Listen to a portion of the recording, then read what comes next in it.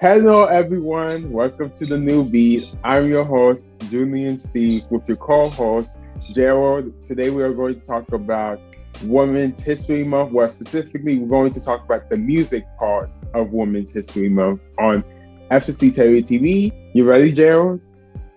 Yes, sir, Julian. I mentioned that, it's spring. I love the weather today. I have a good feeling about this today. The first person is Madonna. Went for her album Madonna in 1984, and it was a huge success. And Madonna, to this day, she has 14 albums. She sold over 300 million records worldwide, and she has 12 number one singles in the United States. My favorite album from Madonna is Bedtime Stories, and my favorite number one song from hers is Who's That Girl? The first artist I want to talk about is Rihanna. In 2005, she was discovered by Evan Rogers in her home country of Barbados. At 16 years old, she was already signed to Def Jam. And after that, her career just kept going up, kept moving forward. In 2006, she got her first number one single with the release of her second studio album, A Girl Like Me. In 2008, she got her first Grammy for Best R&B Performance by a duo or a group with vocals. 2009, she released one of her highly acclaimed albums, Rated R, one of my favorites, to be honest. Recently, her latest album dropped in 2016, Anti, which is also one of the best albums.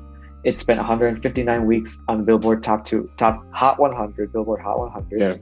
And recently, music-wise, 2020, Rihanna dropped a collab, just a song with The Party Next Door on the hit song Believe It. Oh, yeah. Number 3 is Whitney Houston. So Whitney Houston, she started off with her debut album, Whitney Houston, in 1985. She released numerous successful singles during that time in her career, and her follow-up, Whitney 2, and so on. Whitney Houston, she sold over 200 million records worldwide, and she has 11 US number one singles in America. And fun fact is, my favorite song from her is Saving All My Love For You, and my favorite album from her is Whitney. All right, now the next artist I want to talk about is SZA. SZA was born in St. Louis, raised in New Jersey. So her career started off in April 2014 when she made her debut with the label Top Dog Entertainment, which houses such artists such as Kendrick Lamar, Schoolboy Q, J-Rock. Her debut, Z, dropped in April 2014. It featured other TDE artists such as Kendrick and Isaiah Rashad, as well as rising artists at the time, Chance the Rapper. She continued making appearances within other Top Dog Entertainment artists' songs and albums. In 2017, SZA dropped her highly acclaimed album Control, which would be nominated for a couple of Grammys, and it debuted at number 3 in the Billboard 200. Recently, SZA's been doing many collabs, such as All the Stars on the 2018 soundtrack to the popular movie Black Panther. And just honestly, SZA, all of her music has been amazing. There's not one song I dislike, and she really should be more celebrated if she isn't already.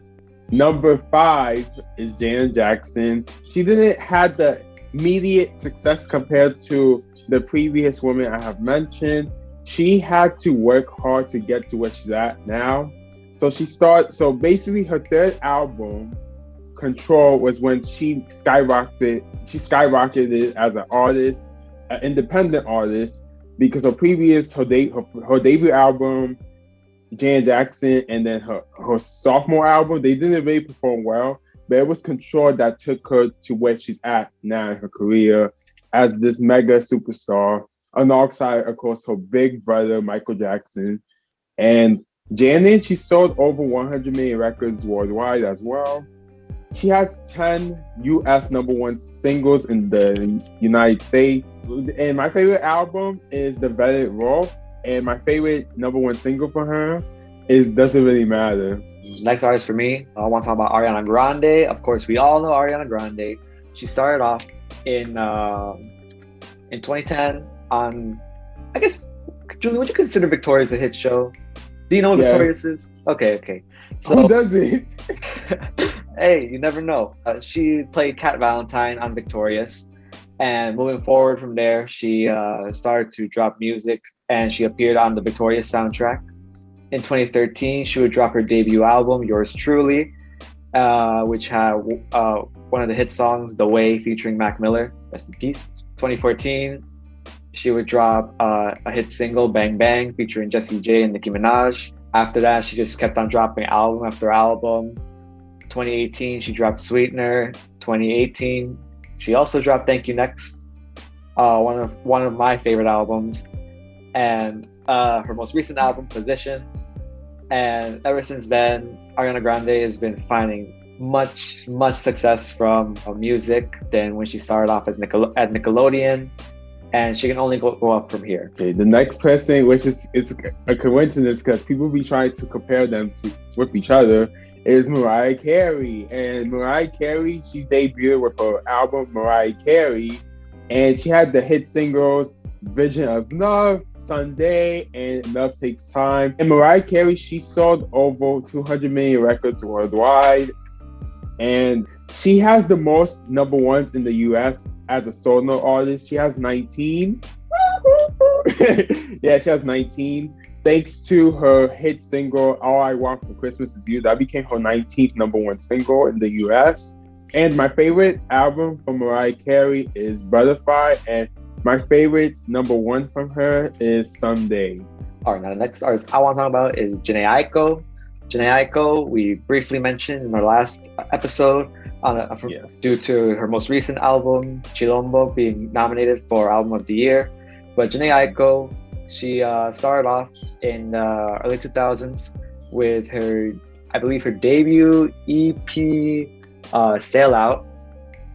After that, she dropped a couple more albums with hit songs such as Sativa, as well as getting many collaborations with Kanye West, Miguel, and Drake, as well as Gucci Mane and Kendrick Lamar. She dropped a collab album with her current boyfriend, Big Sean, and recently, as we talked about Chilombo, she just kept on improving her sound, improving on everything, and that album getting the recognition it deserved, even though it didn't win the Grammy.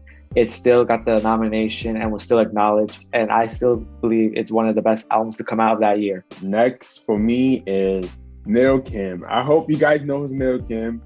Her debut album, Hardcore, came out in 1996. It was a huge success, especially for a female solo album during that time in the industry. As you guys know, it's very hard for female rappers to make it big. And Lil' Kim, she stood her ground, and she opened the doors for numerous other female rappers in this generation. I also mentioned that she has 5 albums, 1 collaboration album. Pretty much, you're gonna have a different vibe from each album. She also sold very well on our records during her time, during her prime and so on.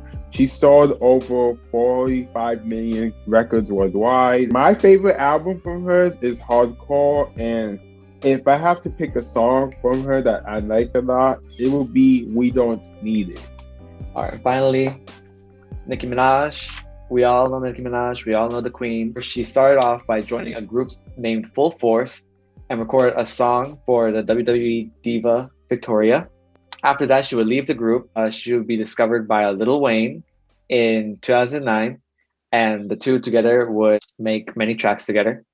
After that, in 2010, she would join on Kanye West's Monster, and in my opinion, that verse, I feel like, is what just continued to skyrocket her career. She would release her album Pink Friday, and that album would debut at number 2 and received almost positive reviews, and the album was certified as platinum. Moving on from Pink Friday, she continued to drop a couple more albums, and recently, her most recent album came out in 2018, Queen. Still many hits on that album, and although she may be criticized for her collaborations, such as some of her collaborations with 6ix9ine, I still feel like without Nicki Minaj, we wouldn't have certain artists today, such as maybe Megan Thee Stallion or Doja Cat. So Nicki Minaj, I believe, should continue to be celebrated for who she is and the work she has done today. Thank you guys so much for watching, and seriously, to all the females out there, yeah, happy Women's History Month to all you guys. And whatever you're doing, whatever you're trying to get to do in the future, we appreciate you right now. And of course, to all the female artists that we mentioned, congrats to them and their successes, and that, of course, we enjoy their music, and thanks for their contributions as well. Be sure to like this video, especially if you made it this far in this video. We appreciate it. And comment anything. If you want to say anything, comment your favorite artist, or comment what any artist that we mentioned that stood out to you. Just comment, okay, guys? And even if we didn't mention your favorite artist, they still should be celebrated. Almost every artist should be celebrated no matter what. No matter their race, gender, ethnicity, sexuality, no matter what, we will celebrate them, because at the end of the day, we're all human and we should all appreciate each other and love one another no matter what we have done. Thank you guys so much. Peace.